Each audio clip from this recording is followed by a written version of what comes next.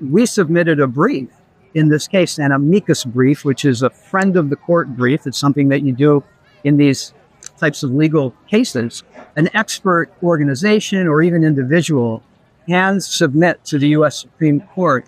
They're not a party to the litigation. They're not a defendant, they're not a plaintiff or involved in the appeal, but rather it's considered a friend of the court brief because on a friendly basis, we, in this case, Global Action to End Smoking, is a neutral amicus in this case before the Supreme Court.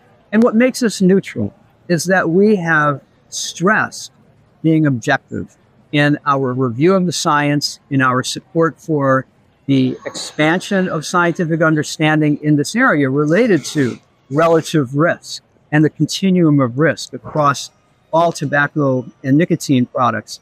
And it's an unusual role because many of the participants, they tend to focus on one side or the other. It's either on behalf of we have to just protect children against addiction to nicotine and against the use of any of these products. It's a position that one can understand, and we do.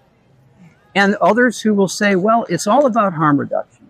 We've really got to advocate for the inclusion of alternative nicotine products that will reduce people's risk. And we also understand that position because in various respects, it's all part of the larger picture. And so we are taking a holistic look, as we've said, neutrally, objectively, at the full picture. And we're here to educate the courts about the realities of that scientific understanding.